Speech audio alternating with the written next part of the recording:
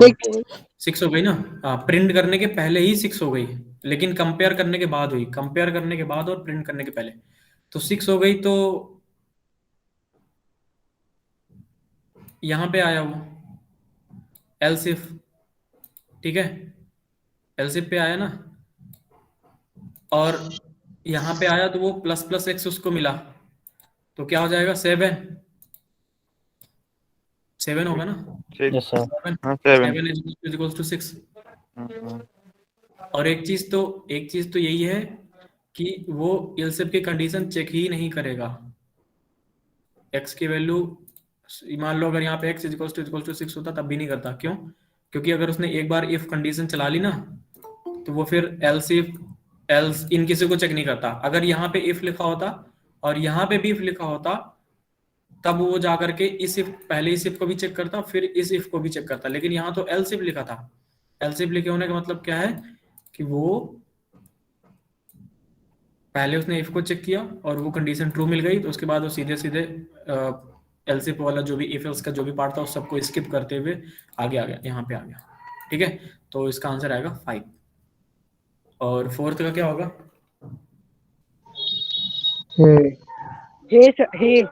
ए वाला hello sir, word. ए। हाँ हाँ सर, ए।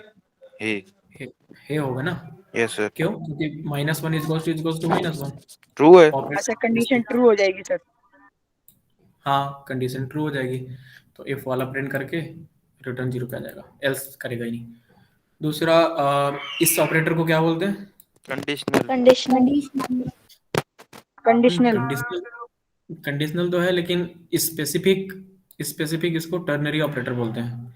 जैसे हम लोगों ने डिस्कस किया था ना, यूनरी, बाइनरी, और हमने यूनरी बाइनरी बस डिस्कस किया था। यूनरी कौन से होते हैं? जो सिंगल। सर इस ऑपरेटर का एल्स की जगह ये पे यूज कर सकते हैं सर। हाँ, जिनको केवल एक ही ऑपरेंड चाहिए, एक ही ऑपरेंड होगा तो वो वर्क करते हैं। और जो बाइनरी होते हैं उनको 2 ऑपरेंड चाहिए। अब ये जो क्वेश्चन मार्क और कोलन वाला ऑपरेटर है, ये टर्नरी कैसे हुआ? ये और ये कॉलन, ठीक है। ठीक है, ये टर्नरी कैसे हुआ?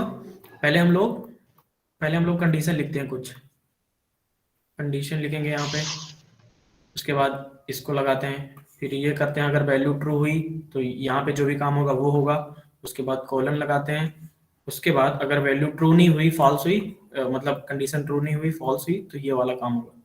ठीक है, तो ट्रू होने पर ये और ये फॉल्स होने पर, तो यहाँ पे 3 ऑपरेंड्स लगे ना, एक ये, तो ये टर्नरी ऑपरेटर होता है। ठीक है, क्वेश्चन नंबर 6 सर एक बार फिर से बताना। देखो, binary operator a plus B, ठीक है, 2 ऑपरेंड्स चाहिए उसको, 5 प्लस 6 होता है, 2 ऑपरेंड चाहिए। और a प्लस प्लस अगर ले लो, 5 प्लस प्लस, ये यूनरी है, ठीक है, ये बाइनरी है, ये टर्नरी ऑपरेटर है। कैसे सर? क्योंकि इसको 3 ऑपरेंड्स चाहिए, जैसे प्लस वाला था हमारा, बाइनरी था, उसको 2 ऑपरेंड्स चाहिए होते थे, 2 ऑपरेंड्स चाहिए होते थे। ये 5 ऑपरेंड है, ये भी ऑपरेंड है, ये ऑपरेटर है, और ये जो पूरी प्रोसेस हो रही है इसको क्या बोलते हैं? ऑपरेशन। समझ रहे हो? ऑपरेशन, ऑपरेटर और ऑपरेंड, ये पता है ना? देखो, ये जो प्लस है ये ऑपरेटर है, ऑपरेटर मतलब ऑपरेट करने वाला, और ये जो 5 हो गया और 6 हो गया, 5 और 6 ऑपरेंड है, ऑपरेंड्स।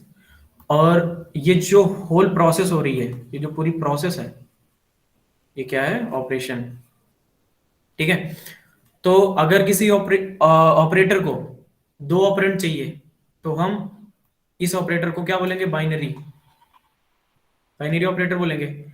उसी तरह से a प्लस प्लस, जो प्लस प्लस ऑपरेटर होता है, इंक्रीमेंट और डिक्रीमेंट ऑपरेटर, उसमें क्या होता है? a प्लस प्लस करो या प्लस प्लस a करो, a माइनस माइनस करो या माइनस माइनस a करो, इसको एक ही ऑपरेंड चाहिए, a ही आ रहा है हर बार। ऐसा तो होता नहीं है कि a प्लस प्लस b ऐसा लिखते हैं क्या कभी? ऐसा नहीं लिखते ना। नहीं। तो 2 ऑपरेंड चाहिए, मतलब एक ही ऑपरेंड चाहिए होता है, तो ये यूनरी ऑपरेटर है। उसी तरीके से ये जो हम लोग क्वेश्चन मार्क और कोलन वाला जो ऑपरेटर यूज करते हैं, ये टर्नरी ऑपरेटर है। कैसे? हम लोग पहले कंडीशन लिखते हैं यहाँ पे, ठीक है।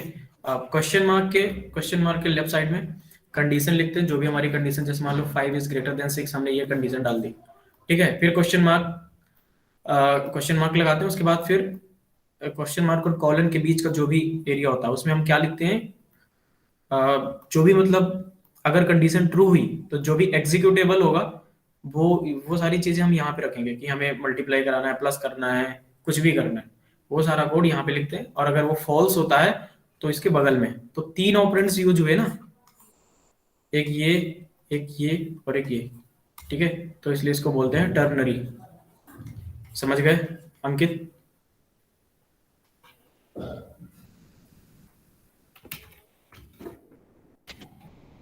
Hello? Yes sir. Yes sir, आ गया। वो अमित अंकित जिसने भी पूछा था उसको आ गया?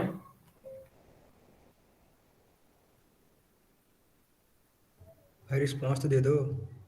नहीं आया क्या? सर वो लेफ्ट कर गया शायद। हाँ ठीक है, कुछ दिक्कत होगी, नेटवर्क इशू होगा। ठीक है। क्वेश्चन नंबर 6 में क्या होगा? Which operator has more precedence in below list? कौन सा होगा? D D D. ठीक है। डी के अलावा ये तो प्लस लिखा हुआ है, ये माइनस लिखा हुआ है, और ये क्या है? शायद ये भी प्लस प्लस हम प्लस प्लस को बोलते क्या है? Increment operator. Increment. Increment multiply. तो most of the people D बोल रहे हैं ना, और कोई दूसरा बोल रहा है?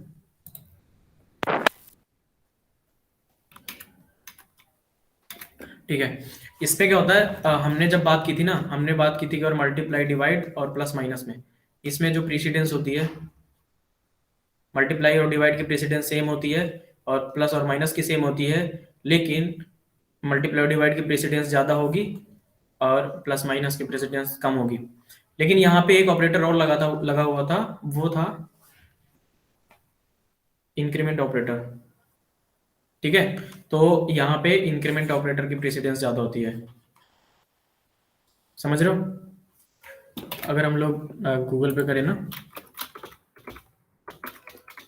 प्रेसिडेंस टेबल, वहां पे आपको बहुत सारी चीजें मिल जाएंगी, ठीक है।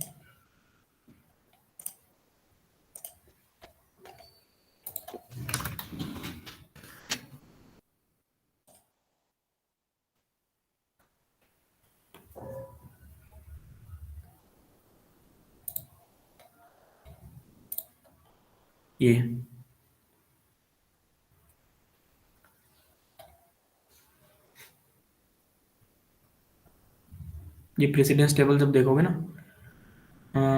ये देखो, एडिशन सब्ट्रैक्शन यहाँ पे है, मल्टीप्लाइड डिवाइड मॉडुलस यहाँ पे है, और हमारा इंक्रीमेंट यहाँ पे है, ठीक है। सफिक्स इंक्रीमेंट उससे भी ऊपर होता है। पोस्ट फिक्स का मतलब प्रीफिक्स इंक्रीमेंट जो होता है ना, उसका पोस्ट फिक्स इंक्रीमेंट से ज्यादा होता है, ठीक है। तो आप ये टेबल रिफर कर सकते हो, यहाँ से आपको ऑपरेटर की जो भी प्रेसिडेंस होगी वो पता चल जाएगी। वैसे इसका मोस्टली यूज नहीं होता, ठीक है। वो मैंने बस ऐसे ये टेबल दिखाने के लिए कि ऑपरेटर का प्रेसिडेंस भी होता है, इसलिए मैंने वो क्वेश्चन डाला था वहां पे, ठीक है।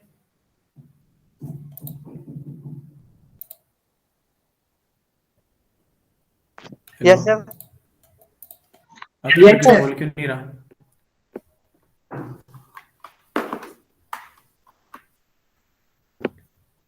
समझ में नहीं आ रहा क्या? आगे आगे आ रहे हैं सर, आ रहे हैं। हाँ ठीक है।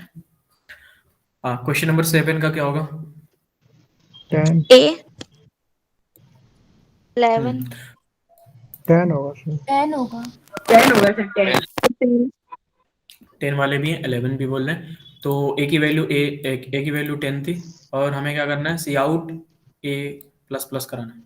तो वो पहले ही वो आउटपुट में मतलब पहले ही वो ए को प्रिंट करेगा, प्रिंट करने के बाद वो इंक्रीमेंट करेगा।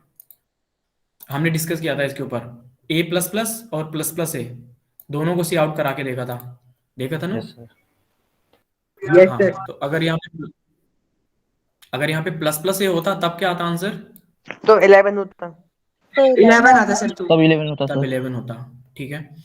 और इसका what is the out of below program, यहाँ पे केवल सर ये +11 सर वाला यहाँ कीवर्ड भी 11 कर होगा। दीजिए। हाँ यहाँ यार पे अभी 10 ही होगा। 10 10 होगा, 10 भी बोल रहे हैं, 11 भी सर बोल रहे हैं। 10 होगा। 11 11 होगा। तो तो 11 होगा सर। 11 होगा सर। हाँ ठीक है 10 और 11 हम लोग इसको कंपाइलर पे रन करके देखते हैं।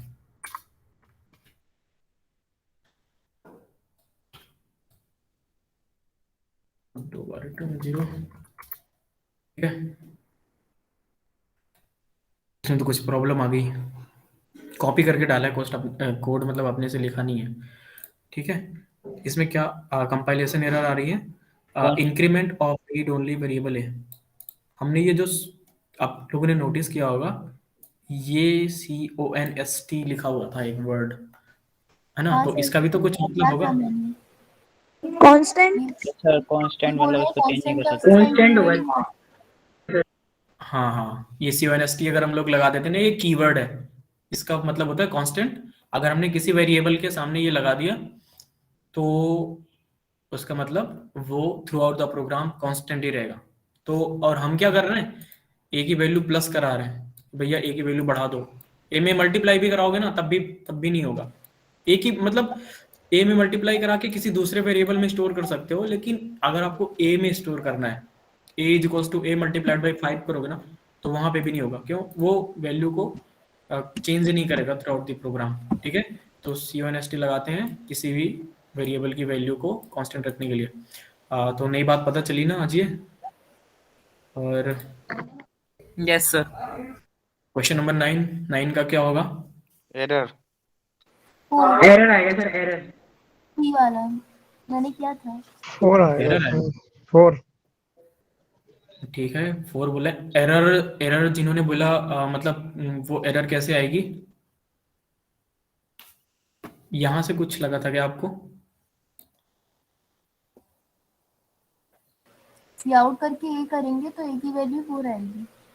हाँ तो सी वो आउट तो, किया ही नहीं ना। अरे हाँ वो सी आउट वाली लाइन लिखना भूल गया हूँ मैं। वो ठीक है, वो छोड़ो, लेकिन हमें वैल्यू चाहिए ए की। लेकिन मतलब ए हम लोग प्रिंट कराएं या ना कराएं, तो मतलब एरर कैसे आएगी? एरर तो नहीं आएगी ना, क्योंकि हमने कुछ ऐसा काम नहीं किया। यहाँ से आपको लग रहा होगा कोड रन ऐसा, होगा। हाँ कोड रन होगा, वो प्रिंट कुछ नहीं करेगा, कोड रन हो जाएगा। ठीक है। सर कोड रन हम्म। क्या लिखा हुआ है उसमें आउटपुट में? अभी इसको हटा के मैंने कोड रन किया, ये लो कोड पूरा रन हो रहा है। ऐसे ही। ठीक है, बस ऐसे ही कुछ होगा। हाँ लेकिन इसमें क्या है कि ओके, लेकिन इसमें क्या है, हमें एक ही वो सी आउट लिखना था वो। ठीक है, गलती से छूट गया होगा। तो इसमें यहाँ से किसी को प्रॉब्लम आ रही होगी कि ए बी, तो ऐसा कुछ भी नहीं है। हम लोग किसी वेरिएबल को बना के, जरूरी नहीं कि उसको इनिशियलाइज करें, या यहाँ पे किसी भी वेरिएबल को एक साथ नहीं बना सकते, दो को भी बना सकते हो। जिसको इनिशियलाइज करना है करो, नहीं करना है ना करो। ठीक है, तो ए की वैल्यू कुछ भी नहीं थी और बी की वैल्यू 20 थी। हमने क्या किया, ए के अंदर डालने की कोशिश की, 90/20 हुआ। तो 90 भी एक इंटीजर वैल्यू है और 20 भी एक इंटीजर वैल्यू है, तो इंटीजर डिवाइड बाई इंटीजर। वैसे 90 डिवाइड बाई 20 करेंगे तो 4.5 आएगा। ठीक है, लेकिन 90 एक इंटीजर वैल्यू है और बी भी एक इंटीजर वैल्यू है 20, तो उन दोनों का डिवीजन 4 आएगा।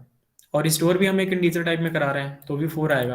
अगर यहाँ पे कोई फ्लोट होती तो हमें फ्लोट में आंसर मिलता, लेकिन हम इंटीजर में स्टोर करा रहे होते, तो हमें यहाँ से ही इंटीजर में मिल रहा है। ठीक है, तो ए की वैल्यू आएगी 4, 90 डिवाइड बाई 20 4 आएगी। ठीक है, किसी को डाउट कुछ? No sir. क्वेश्चन नंबर 10 शायद रिपीट हो गया क्या? सेम है। हाँ अच्छा, रिपीट हो गया। ठीक है, ए की वैल्यू आएगी 10। 11 ए आएगा इसमें। इसका सर ए आएगा। 11 का एक बार कुछ लोग समझा ए ना बोल रहे सर हैं, उसको। कुछ लोग बी बोल रहे हैं। ठीक है, ए आएगा सर ए। ठीक है, ये बोल रहे हैं। हम लोग देख लेते हैं। ए की वैल्यू 10 थी और यहाँ पे बी सी नाम के दो वेरिएबल बनाए गए और यहाँ पे क्या किया गया, B is equals to A plus plus. तो बी के अंदर क्या आएगा, ए आएगा कि ए प्लस प्लस आएगा?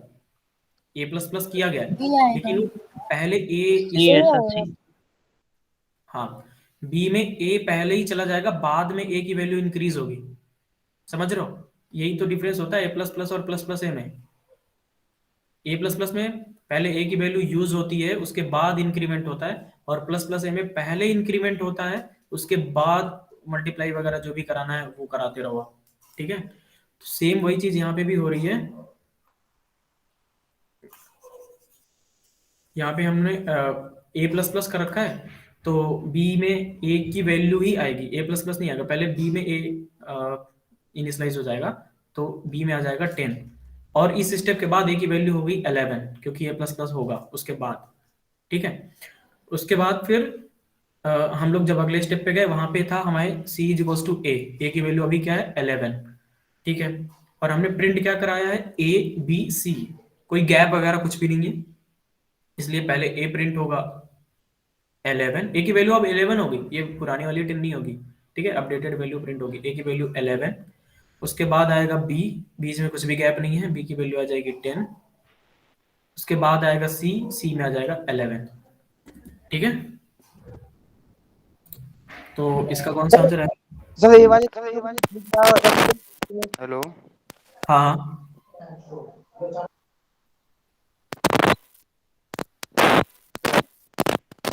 मैं दोबारा समझा देता हूँ। Yes sir. ठीक है,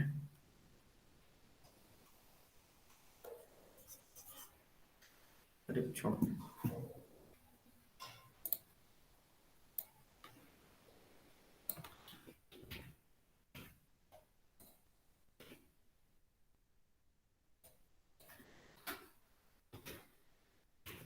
देखो क्या लिखा था यहाँ पे, पहले था int a is equals to 10, फिर दो वेरिएबल्स बनाए गए b और c, फिर b is equals to a plus plus लिखा था, फिर c is equals to a लिखा था, फिर उसके बाद था cout a b c। ठीक है, ये था, यही था। हाँ, यहाँ पे जब आते हैं तो हमें a की वैल्यू 10 मिलती है। ठीक है, a की वैल्यू 10 है। यहाँ पे आते हैं हमें दो मिलते हैं, b और c नाम के दो वेरिएबल इंटीजर टाइप के, कोई वैल्यू इनिशियलाइज नहीं है। अगले स्टेप में जब आते हैं हमें मिलता है b is equals to a plus plus. ठीक है, तो a प्लस प्लस और प्लस प्लस a में क्या डिफरेंस है, a प्लस प्लस में पहले ये a यूज होगा जो भी हमें ऑपरेशन करानी है, जैसे मान लो मल्टीप्लाइड बाई 5 कराना है ना। अभी पिछले क्वेश्चंस में देखा था हमने हाँ वो था ना शायद, a plus plus multiplied by 5 is less than और इज इक्वल्स टू 25, ये वाला क्वेश्चन। ठीक है, तो वो ट्रू इफ वाली कंडीशन इसीलिए हो रही थी क्योंकि वो a को पहले यूज कर रहा था, तो a को पहले ये यूज करेगा और उसके बाद, मतलब यूज करने का मतलब क्या हुआ कि a की जो भी वैल्यू है उस वैल्यू को लेके अपनी ऑपरेशन परफॉर्म करेगा, आफ्टर दैट ये इसको इंक्रीमेंट करेगा। और अगर यही चीज ऐसे लिखी होती plus plus a multiplied by 5, तो ये पहले a की वैल्यू को इंक्रीज करता, यानी यहाँ पे 11 मल्टीप्लाइड बाई 5 करता और ऊपर क्या करता 10 मल्टीप्लाइड बाई 5 करता। ठीक है, ये चीज समझ में आई? Yes sir. Yes sir. ठीक है, वही सेम चीज यहाँ पे लग रहा है, b is equals to a plus plus करना है, मतलब b में हमें a की वैल्यू असाइन करनी है, b को असाइन करनी है a के अंदर जो भी स्टोर है वो। ठीक है, तो a आ गया ना, तो पहले वो a इस b में चला जाएगा, तो b इज इक्वल्स टू 10 हो जाएगा। ठीक है, उसके बाद ये इंक्रीमेंट होगा तो a इज इक्वल्स टू 11 होगा। ठीक है, जैसे ये असाइन होगा ना वैसे ही ये इंक्रीमेंट होगा, अभी ये सेमीकोलन तक पहुंचा ही नहीं, उसके पहले ये इंक्रीमेंट होगा, पहले असाइन होगा आफ्टर दैट इंक्रीमेंट होगा। ठीक है, ये वाला स्टेप क्लियर है? Yes sir. फिर हम नेक्स्ट स्टेप में आते हैं, वहां पे मिलता है हमें c इज इक्वल्स टू ए। तो c इज इक्वल्स टू ए की वैल्यू ये पुरानी वाली नहीं, a की वैल्यू अब अपडेटेड जो भी a की वैल्यू है ना, क्योंकि हम इस स्टेप में पहुंच चुके हैं और यहाँ पे a की वैल्यू अपडेट हुई थी। तो a की वैल्यू 11 है, तो c के अंदर आ जाएगा 11, ठीक है। और उसके बाद हमें सी आउट कराना है a b और c को। तो a में था 10 सॉरी 11, 10 नहीं आएगा क्योंकि ये अपडेट हो चुकी। तो a में आएगा 11 और उसके बाद कोई भी स्पेस वगैरह नहीं है, सीधे सीधे प्रिंट होंगे एकदम से। बी में आएगा 10 और सी का आएगा 11, ठीक है। तो ये हमारा आउटपुट आएगा, ठीक है। किसी ने कोड को रन करके देखा था? यस सर, किया था। करके देखा ऐसे था, ही यही है। आ रहा था। आंसर यही आ रहा था बट समझ में नहीं आया था तो।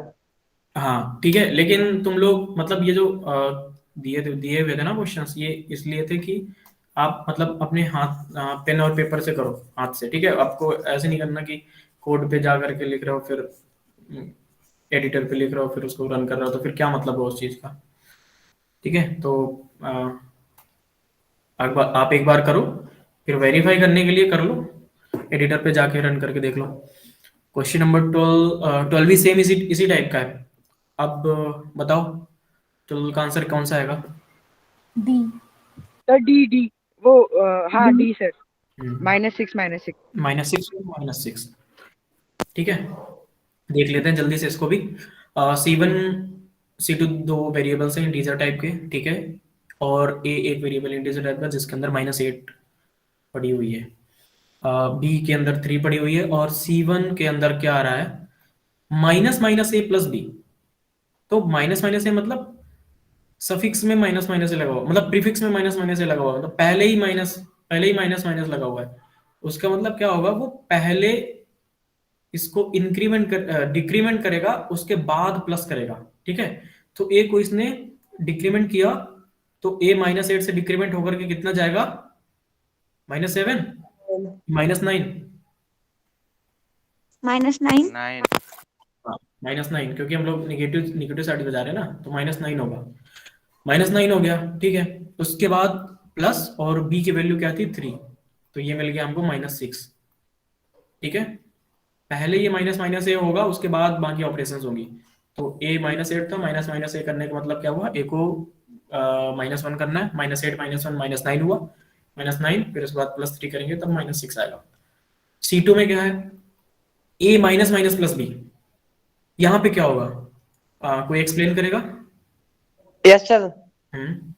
-9 सर यहाँ पे एक सर यहाँ पे एक की वैल्यू -9 रहेगी क्योंकि -9 एक अपडेट वैल्यू है ना।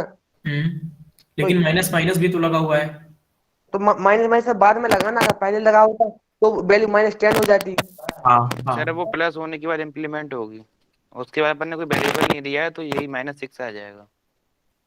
हाँ तो ऐसे ही रहेगा कोड, -9 + 3, तो C2 की वैल्यू भी -6 हो जाएगी। सही है। फिर तो वो C1 और फिर दोनों को सी आउट करा दिया, तो C1 और C2 दोनों की वैल्यू वो हो गई। हाँ, एक की वैल्यू यहाँ पे -9 हो चुकी थी इस स्टेप में, और यहाँ पे बाद में माइनस लिखा हुआ है। आप बिल्कुल सही बोल रहे थे, बाद में माइनस लिखा हुआ है, इसलिए पहले वो ऑपरेशंस परफॉर्म करेगा, उसके बाद ए की वैल्यू डिक्रीज होगी। तो यहाँ पे ये ए की वैल्यू -10 नहीं यूज होगी, माइनस लगा हुआ है, वो पहले ही -9 यूज करेगा, उसके बाद फिर वो डिक्रीज करेगा, फिर प्लस गया, और बी की वैल्यू 3 ही थी, यहाँ पे -6 मिल गई। और यहाँ पे ऐसे करना है, C1 C1 की वैल्यू -6, कॉमा लगाना था, फिर C2 as it is print करना था यहाँ से, और C2 की वैल्यू क्या थी?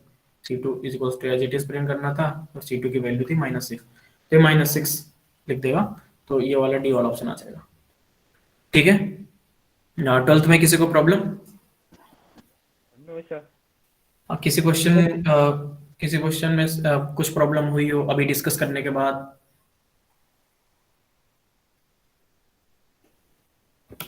No sir. ठीक है, तो जो 1 to 5 क्वेश्चंस दिए थे पीडीएफ के, वो करे आपने? कुछ लोगों ने ट्राई नहीं किया था। सर नहीं हुए। वो तो नहीं आया सर। सर लास्ट वाला क्वेश्चन एक बार। ठीक है, कौन सा था लास्ट वाला, मतलब 5वां?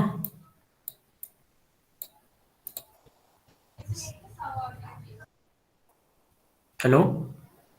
नो सर, इससे पहले जो आप बता रहे थे ना, उसमें एक डाउट था अच्छा अच्छा सर, वो अच्छा ए उसकी माइन हाँ सर, वो वाला हाँ कहाँ पे? C2 में। C2 में डाउट था, ठीक है। तो आपको C1 समझ में आया, और C1 का जो स्टेप था वो परफॉर्म होने के बाद आप बता सकते हो ए की वैल्यू क्या हुई यहाँ पे। यहाँ पे ए की वैल्यू क्या हो गई अब? सर -9। ठीक है, -9, ये समझ में आया ना? Yes sir. ठीक है, ए की वैल्यू -9 हुई, और अब इस स्टेप में आया ना जब वो C2 is equals to A minus minus plus B, तो यहाँ पे ये माइनस माइनस जो डिक्रीमेंट ऑपरेटर था, ये ऑपरेंड के बाद में लगा हुआ था। और इसका रूल क्या होता है, ये पहले मतलब अगर बाद में लगा होता ना ये माइनस माइनस या प्लस प्लस, तो ये पहले अपनी ऑपरेशन जो भी होती है ना वो परफॉर्म करता है ना, उसके बाद ये माइनस माइनस करता है। तो एक की वही वैल्यू लेने पर, जो पहले थी वही वैल्यू को लेकर के ये ऑपरेशन परफॉर्म करेगा। इसको माइनस माइनस करने से मतलब नहीं है, ठीक है। अगर इस स्टेप के बाद आप जाओगे ना, तो यहाँ पे आपको ए की वैल्यू -10 मिलेगी, लेकिन यहाँ पे C2 के लिए ए की वैल्यू -9 ही यूज होगी, ठीक है। Yes minus sir, nine clear. Minus nine use हुई, और -9 प्लस बी की वैल्यू 3 थी, -9 प्लस 3 -6 हो गई, और यहाँ पे ए की वैल्यू -10 भी हुई, ठीक है, क्योंकि माइनस माइनस लिखा था बाद में, तो वो बाद में हुआ। और अगर हम लोग यहाँ पे एक ए की वैल्यू प्रिंट कराए ना, सी आउट ए कराएं, तो यहाँ पे क्या प्रिंट होगा, ए की वैल्यू -10 प्रिंट होगी, समझ गए? Yes sir. ठीक है। और इन क्वेश्चंस में डाउट है? हमने देखो फर्स्ट वाला डिस्कस ही कर लिया था, sum of the first natural number loop से, और सेकंड वाला भी कर लिया था मल्टीप्लिकेशन टेबल का। और हाँ, थर्ड वाला नहीं किया था। थर्ड वाला क्या था, फैक्टोरियल निकालना। किनसे नहीं हुआ फैक्टोरियल निकालना?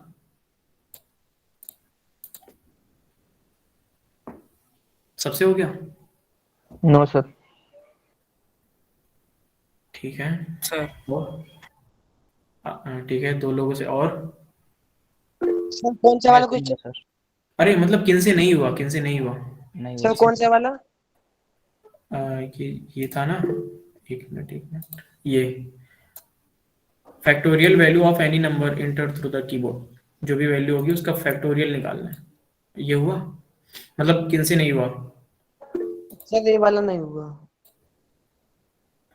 ठीक है, पहले जो 2 क्वेश्चन हमने डिस्कस किए थे उसमें प्रॉब्लम आई क्या कुछ? उसको बाद में आपने घर पे जाकर के मतलब कोड करके देखा क्लास के बाद अपने से?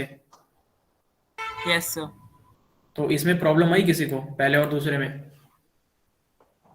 No sir. ठीक है, नो सर। अगर प्रॉब्लम आती भी है तो आप वही वीडियो रेफर कर सकते हो, वापस से देख सकते हो, ठीक है। तो आई थिंक आपको जो फॉर लूप का कॉन्सेप्ट था वो क्लियर हो गया होगा ना इन दोनों क्वेश्चन से, ठीक है। अब हमें क्या करना है, क्वेश्चन नंबर 3 करना है। क्वेश्चन नंबर 3 मैं बताता हूँ, हमें फैक्टोरियल निकालना है। अब आप लोग बताओ, फैक्टोरियल का सिंबल क्या होता है?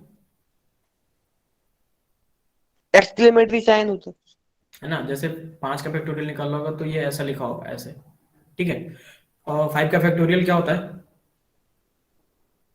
120। 120। कैसे कैलकुलेट किया आपने? 5 into 4 5 into 4 into 3 into 3 into 1। ठीक है। इतना देखने के बाद जिनसे क्वेश्चन नहीं हुआ था, आप सोचो अब हो जाएगा क्या? Yes sir. नो, हो जाएगा सर। हो जाएगा सर। जबरदस्ती नहीं बोलना। जिन्होंने मतलब जिनको अभी अभी क्लियर हुआ कि क्या करना होगा, उनमें से कोई बताएगा कि मुझे मतलब क्या करना होगा? Yes sir. बताओ। सर इसमें अपन को 1 से लेके 5 तक जो इंटीजर है सबका मल्टीप्लाई कराना। हाँ, तो हमें लूप कहाँ से लेके कहाँ तक चलाना पड़ेगा? 1 to 5। 1 to 5। और अगर 5 यूजर ने दिया है तो मान लो नम कोई इंटीजर टाइप का है, तो 1 से लेकर के नम तक चलाना है, ठीक है। Yes sir. बस। तो क्या करोगे आप, एक कंटेनर भी लोगे जिसमें फैक्टोरियल की वैल्यू स्टोर करोगे, वो कंटेनर या वो जो वेरिएबल होगा वो, हाँ एंड सम इक्वल टू 1। ठीक है, सम ठीक है, लेकिन सम की जगह हम लोग ऐसे ले लेते हैं, मतलब ऐसे फैक्टो करके ले लेते हैं, मतलब कुछ भी ले सकते हो, लेकिन ऐसा वेरिएबल लिया जाता है जिसका कुछ मतलब निकल रहा हो। ठीक है, तो हमने मान लो फैक्टोरियल पूरा लिख सकते हैं, या फिर हमने फैक्टो करके छोटा सा लिख लिया, ठीक है, या फिर एफ भी बना सकते हैं। हमने लिख लिया फैक्टो, और ये क्लियर है, इंट इंट क्यों होगा, इंटीजर टाइप का ही क्यों होगा, फ्लोट या डबल क्यों नहीं बना सकते, या बना सकते हैं तो स्ट्रिंग क्यों नहीं बना सकते? सर बिकॉज इंटीजर का इंटीजर से सब मल्टीप्लाई होगा तो इंटीजर ही आएगा। वो इंटीजर होगा। फ्लोट भी बना सकते हो, कोई प्रॉब्लम नहीं है, लेकिन प्रॉब्लम कहाँ पे है कि फ्लोट और इंटीजर, मतलब जिस कंटेनर की जरूरत ही नहीं है जो डेसिमल वाला स्टोर करके देखे, तो हम क्यों करें, हम इंटीजर ही ले रहे हैं। ठीक है, और इसको इनिशियलाइज वगैरह करना पड़ेगा क्या? सम में क्या किया था हमने, जब सम कर रहे थे 1 to 10, सम को हमने 0 से इनिशियलाइज किया था, इसको करना पड़ेगा क्या इनिशियलाइज वगैरह? क्योंकि फिर ये कुछ गार्बेज वैल्यू उठा लेगा। अगर हम लोग ऑफलाइन कंपाइलर में देख रहे थे ना, सम में देख रहे थे ना, हो रहा था ना ऐसे।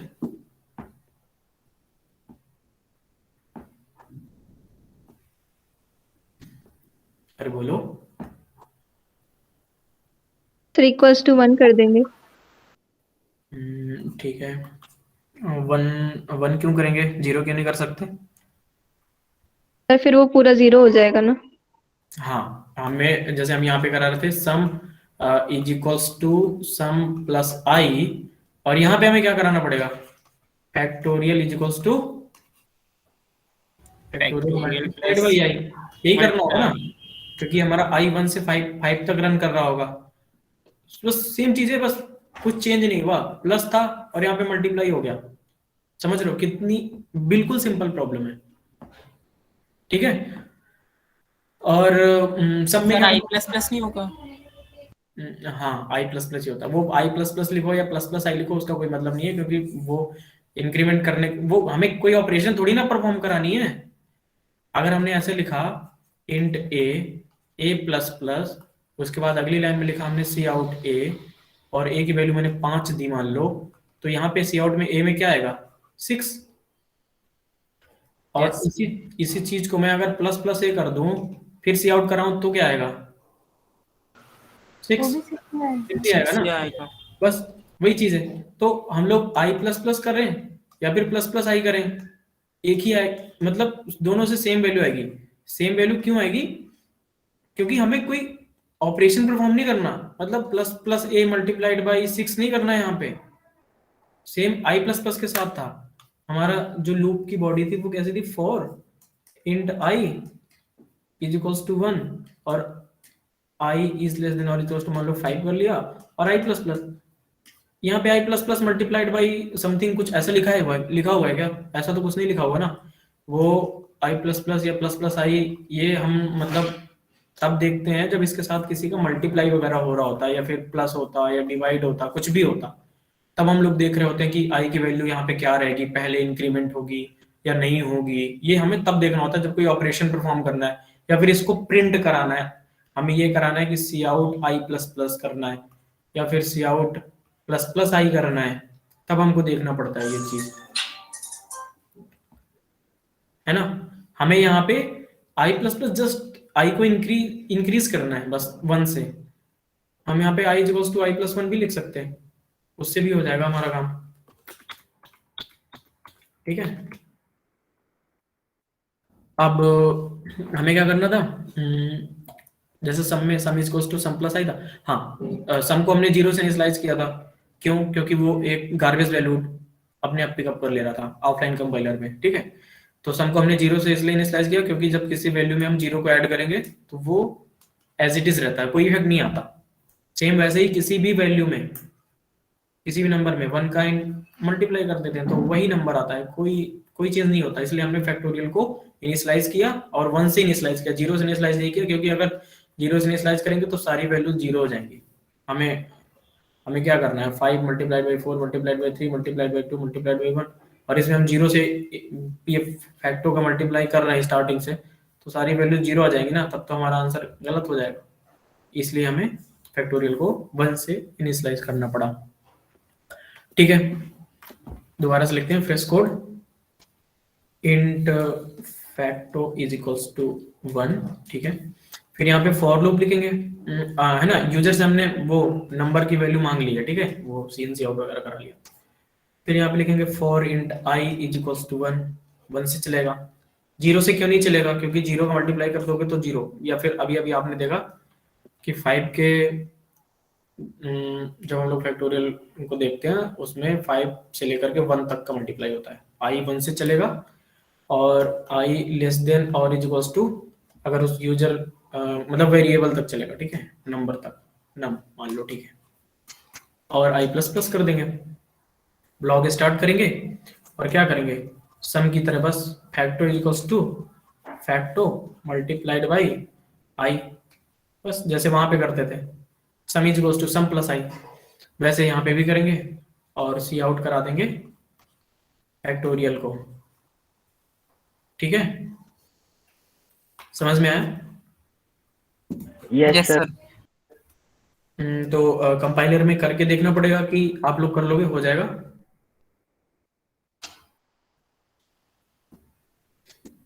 अब इस कोड में से बताओ, अगर मैंने फैक्टोरियल 0 डाला, मतलब नंबर की वैल्यू 0 डाला, तो फैक्टोरियल 0 की वैल्यू कितनी आएगी? 1। कैसे?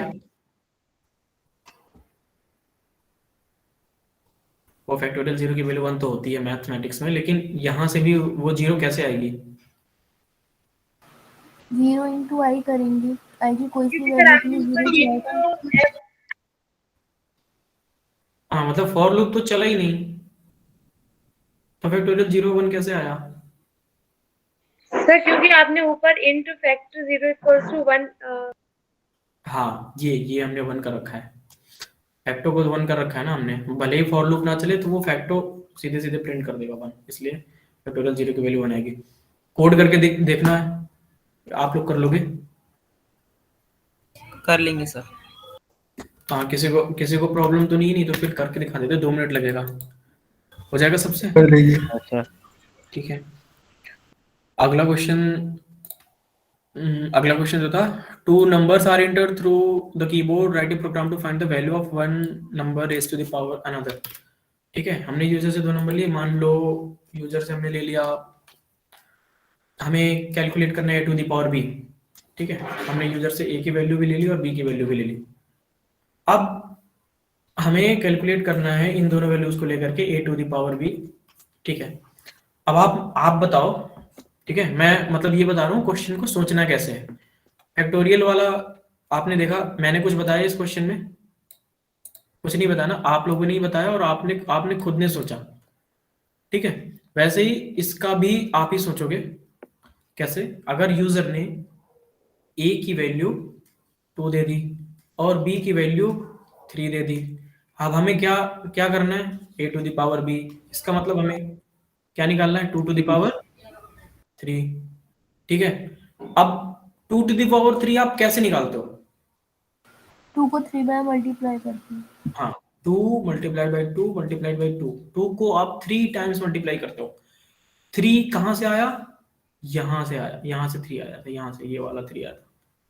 मतलब a की वैल्यू हमेशा कांस्टेंट रहने वाली है, और a की जो भी वैल्यू है वो कितनी बार सेल्फ मल्टीप्लाई होगी वो डिसाइड करता है उसकी रेज टू द पावर में जो लगा होता है, यानी b, वो b डिसाइड करता है।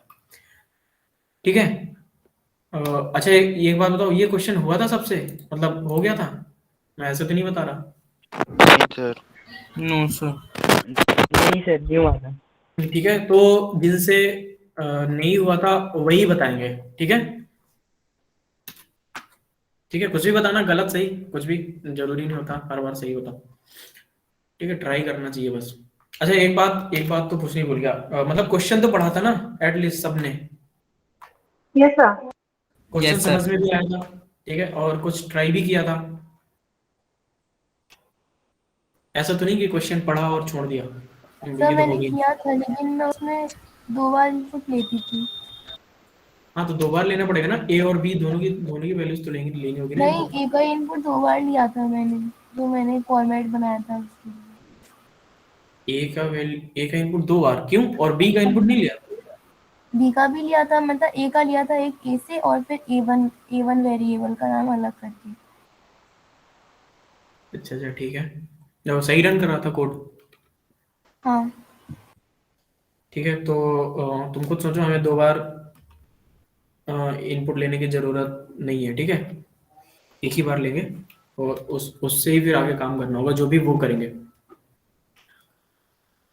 ठीक है, तो जिनसे नहीं हुआ था वही बताना। अभी तक जो भी बातें मैंने बताई यहाँ पे 2 to the power 3 में, ऐसी कोई बात बताई जो आपको नहीं पता थी? ऐसी कोई बात नहीं थी यहाँ पे जो आपको ना पता रही हो? ठीक है, 2 to the power 3 करने पर 2 3 बार मल्टीप्लाई होगा। अब आप ये बताओ, ये लूप से करना है ये वाली प्रॉब्लम, क्योंकि जो पीडीएफ उसमें लिख रखा है लूप वाले क्वेश्चन है, तो मतलब लूप से तो होंगे ही। और लूप से होने का मतलब ये भी समझ में आता है कि एक ही काम को हम लोग कई बार कर रहे हैं। ठीक है, मल्टीप्लाई हम लोग कई बार कर रहे हैं, तो भी हमें लूप से करना है। ये भी समझ में आ गया कि हाँ ये क्वेश्चन लूप से कैसे हो रहा है। ठीक है, दूसरी चीज, ये लूप कितने टाइम्स चलेगा? जिनसे नहीं हुआ था वो बताना। 3 बार। 2 बार। 2 को कांस्टेंट कर देंगे सर। अरे मैं पूछ रहा हूँ लूप कितनी बार चलेगा, और कुछ नहीं सर बताना। 3 बार। ठीक है, 3 बार। लूप 3 बार चलेगा। कैसे पता चला? क्योंकि 2 का 3 बार 3 मल्टीप्लाई हुआ है, यहाँ पे और यहाँ पे 3 बार मल्टीप्लाई हुआ। और जो 3 है वो स्टोर किसके पास है? वो किसके पास स्टोर है? बी के पास। बी के पास। के बाद ठीक है, मतलब आपका लूप 1 से लेकर के बी तक चलेगा। ठीक है, तो आप क्या करोगे? For int I is equals to 1, I is less than और is equals to B, B तक चलना है ना, तो बी से लेस और इज इक्वल्स टू दोनों कंडीशन लगानी पड़ेगी, और आई प्लस प्लस लिखना होगा। पहली लाइन तो लिख गई हमारी कोड की। उसके बाद हमने क्या किया, ब्लॉक चालू किया, और एक कंटेनर भी बना लेते हैं, क्योंकि एक मान लो पावर नाम का एक कंटेनर बना लेते हैं, जिसको इनिशियलाइज किससे करेंगे? 0 से कि 1 से? 1 से। हाँ 1 से। 1 से करेंगे ना, क्योंकि मल्टीप्लाई करना है ना, 0 से। मल्टीप्लाई में 0 हो जाएगा। हाँ 0 हो जाएगा सारा। तो हमने क्या किया, पावर इज इक्वल्स टू 1 नाम से वेरिएबल ले लिया, और पावर के अंदर ही स्टोर कराने वाले। अब हमें क्या करना है कि पावर को अपडेट करना है। Power is equals to power multiplied by किससे? पावर में किसका मल्टीप्लाई होगा? इस ये पावर में किसका मल्टीप्लाई होगा? अगर a की वैल्यू 2 है तो किसका होगा? बी का। बी का। a का होगा ना, a का होगा ना 3 बार। समझ रहे हो? Power is equals to power multiplied by a। I नहीं होगा, आई करेंगे तो 1 फिर 2 फिर 3, ये फैक्टोरियल वाला क्वेश्चन नहीं हो गया फिर तो फैक्टोरियल हो गया ना। ठीक है, ये समझो ना कि हर बार ये भी a है, ये भी a है और ये भी a है। ये स्टोर किस में हो रहे हैं? पावर नाम के वेरिएबल में। तो पावर में किसका मल्टीप्लाई हो रहा है? एक a का ही तो हो रहा है हर बार, और कितने टाइम्स हो रहा है? b times. तो जो b हमने लिया था, तो b टाइम्स हमने इस लूप को रन किया, और a जो लिया था, a का हमने हर बार यहाँ पे मल्टीप्लाई कराया। ठीक है, a का हमने मल्टीप्लाई कराया b टाइम्स। कैसे? समझो जैसे b की वैल्यू होती 3 और a की वैल्यू 2 थी। ठीक है, तो जब i की वैल्यू 1 थी, लूप कंडीशन चेक किया, अंदर गया तो पावर अपडेट होकर के क्या आया? Power is equals to power multiplied by a। तो पावर की वैल्यू क्या थी? 1, तो 1 मल्टीप्लाइड बाई a क्या था? a हमारा था 2, तो पावर की वैल्यू यहाँ पे हो गई 2। ठीक है, जब i इज इक्वल्स टू 1 है तो पावर हो गया, पावर की वैल्यू हो गई 2। ठीक है, वापस जाएगा, i प्लस प्लस करेगा। ठीक, i प्लस प्लस किया, i प्लस प्लस क्या हुआ? 2 हो गया। ठीक है, आई प्लस प्लस किया तो आई की वैल्यू 2 हो गई। समझ में आ रहा है? Yes sir. जिनसे नहीं हुआ था, जिनसे हो गया था तो उनको तो कोई प्रॉब्लम नहीं है, ठीक है। जहां पे भी समझ में ना ना आप वहीं पे बोल देना, ठीक है। क्योंकि अगर पहले ही बता दोगे कि यहाँ समझ में नहीं आया तो सही हो जाता, फिर पता चले पूरा बता दिया उसके बाद फिर बोलो कि नहीं समझ में आया तो दिक्कत होती है, स्टार्टिंग से बताना पड़ता है। तो यहाँ पे हमने आई प्लस प्लस किया तो आई इक्वल्स टू 2 हुआ, कंडीशन चेक किया इसने 2 इज लेस देन और इक्वल्स टू बी, बी की वैल्यू क्या थी 3, हाँ है, कंडीशन ट्रू हो गई। फॉर लूप के अंदर गया और पावर को क्या करेगा, अपडेट करके पावर मल्टीप्लाइड बाई ए करेगा। तो पावर की वैल्यू अभी पिछले इटरेशन से क्या मिली थी 2, 2 मल्टीप्लाइड बाई क्या होगा ए मल्टीप्लाई, ए का मल्टीप्लाई करना है, ए की वैल्यू भी 2 है और पावर की पिछली वाली वैल्यू अभी 2 थी, तो 2 मल्टीप्लाइड बाई 2 करेंगे तो हो जाएगा 4, ठीक है। पावर की वैल्यू अब हो गई 4। सर इसमें हमने आई तो कहीं पे यूज किया नहीं है, तो आई से इसमें फर्क कैसे पड़ रहा है? आई लोकल वेरिएबल है जो आपके लूप कितनी बार रन कर रहा है वो मतलब जज करने के लिए बनाया गया, ठीक है। अगर आपको इस लूप को रन करना है तो आप विदाउट आई यूज किए हुए मतलब कैसे कैसे रन कर लोगे, है ना। यस सर, आगे समझ। ठीक है। तो अब जब आई की वैल्यू 2 थी, पावर की वैल्यू 4 हो गई, वापस से गए हमने अपडेट किया आई को, आई की वैल्यू प्लस प्लस किया, आई की वैल्यू हो गई 3, कंडीशन चेक किया 3 इज लेस देन और इक्वल्स टू 3, हाँ कंडीशन भी ट्रू थी। वापस ये फॉर लूप में अंदर आएगा और करेगा power is equals to power multiplied by ये। अभी पावर की वैल्यू कितनी है 4, ये 4 में किसका मल्टीप्लाई करेगा 2 का, ए का मल्टीप्लाई करना हर बार, ये हो गया 8, ठीक है। पावर की वैल्यू क्या हो गई यहाँ पे लास्ट स्टेप में हो गई 8, इस स्टेप के बाद जब आई इज इक्वल्स टू 3 था वहां पे पावर की वैल्यू 8 मिल गई। वापस से गए आई प्लस प्लस किया, आई की वैल्यू हो गई 4, कंडीशन चेक किया 4 इज लेस देन और इक्वल्स टू 3, कंडीशन क्या हो गई फॉल्स। तो ये फॉर लूप के अंदर जाएगा कि नहीं जाएगा, नहीं जाएगा। हाँ नहीं जाएगा, और ये सीधे सीधे बाहर आ जाएगा इस फॉर लूप की बॉडी से। हमने यहाँ पे सी आउट करा रखा है पावर को, ठीक है, पावर को सी आउट करा रखा है, और यहाँ पे जब आया तो पावर की वैल्यू 8 हो चुकी थी लास्ट वाले स्टेप से, तो इसने पावर की वैल्यू 8 प्रिंट कर दी। तो हमारा आंसर था जो 2 टू द पावर 3 वो 8 आ गया। समझ में आया सबको?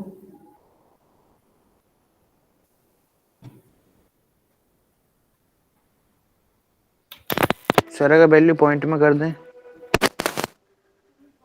पावर वाली। तुमने कभी 2 टू द पावर 2.5 सुना है? ना सर, फिर तो वो अलग हो जाएगा।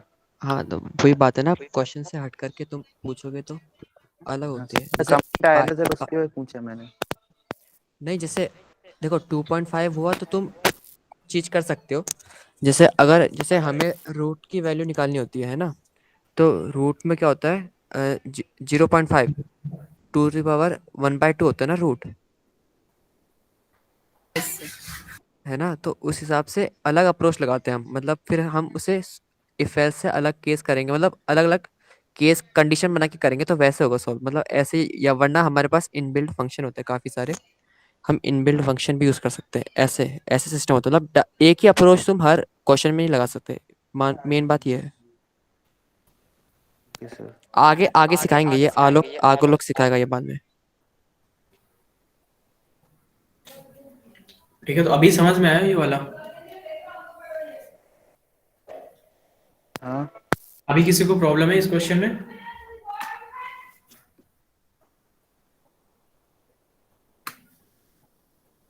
किसी को प्रॉब्लम हो तो हाँ बोलो, नहीं तो फिर अगला देखते हैं।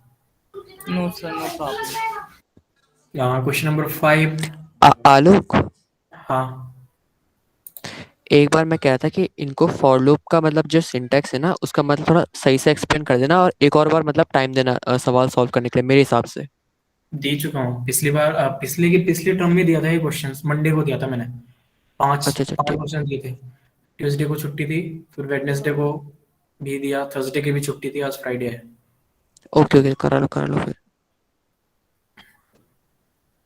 और बीच बीच में छुट्टी भी पड़ रही है ना, तो नहीं जैसे अच्छा मेरे एक को और ऐसा लग बताओ। रहा है इनको हाँ सिंटैक्स में प्रॉब्लम आ रही है, मेरे को ऐसा लग रहा है। हाँ, ये प्लस प्लस आई और आई का यूज नहीं हाँ नहीं ऐसी बात नहीं है, लेकिन हमको ही प्रॉब्लम आती थी कि ये आई का कोई यूज नहीं है तो हम आई क्यों यूज कर रहे हैं। अच्छे अच्छे क्वेश्चन है, ऐसी बात नहीं है। तो ठीक है, इसी बात पे ये बता दो कि फॉर लूप का सिंटैक्स किसको किसको क्लियर नहीं है। मतलब फॉर लूप जो इंट आई इक्वल्स टू ये I less than I plus plus ये सब लिखते हैं, ये किसको किसको क्लियर नहीं है। क्योंकि मैंने पिछली वाली क्लास में फॉर लूप बहुत अच्छे से बताया था। नहीं, क्योंकि हॉस्टल में मेरे पास भी एक लड़का आया था ना, तो मैंने भी उसको फिर फॉर लूप ही समझाया कल, इसलिए मैं कह रहा था एक बार सही से समझा देना। समझा चुका हूँ भाई। हाँ ठीक ठीक। तो फॉर लूप का कॉन्सेप्ट तो क्लियर है ना सबको।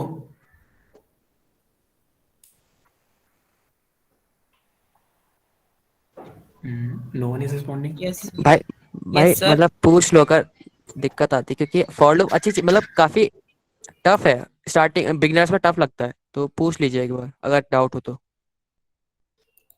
अच्छा, स्टार्टिंग में इफ एल्स भी टफ लगे थे ना कि ये कंडीशन ट्रू हो रही है तो क्या हो रहा है, फॉल्स हो रही तो क्या हो रहा है, लगा था ना सबको। Yes sir. Yes sir. हाँ, लेकिन अब इफ एल्स बनने लगा होगा। Yes sir. तो वैसे ही है, फॉर लूप थोड़ा सा टफ है, इफ एल्स से टफ है, लेकिन जब आप प्रैक्टिस करोगे ना तो वो बनने लगेगा।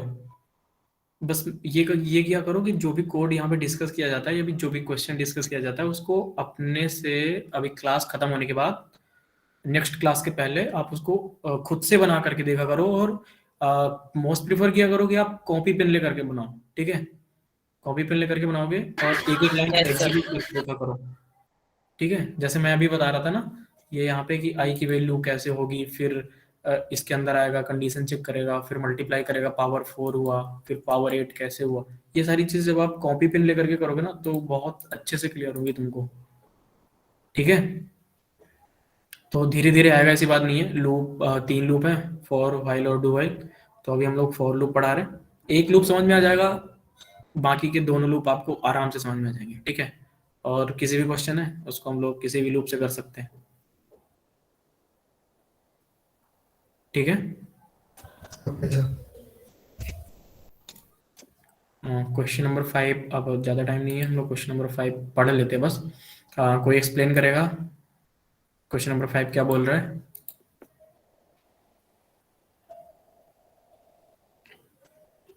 रिवर्स करने को बोल रहा है नंबर। हाँ, एक इंटीजर वैल्यू यूजर से लेनी है और उसके डिजिट रिवर्स करके देना है। जैसे 1 2 3 4 5 होगा तो उसको 5 हो गए थे। और अगर किसी ने हैंडेड इनपुट किया तो उसका रिवर्स क्या आएगा, हैंडेड का 0 0 1 तो 0 0 1 क्या होगा फिर 1। 1 है ना। लेफ्ट में 0 का मतलब ही नहीं होता। बस तो ऐसे करना है। तो किसी ने ट्राई किया रिवर्स करने का।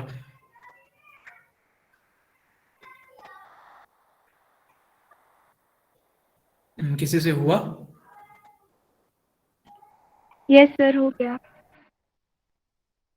सर हो गया था।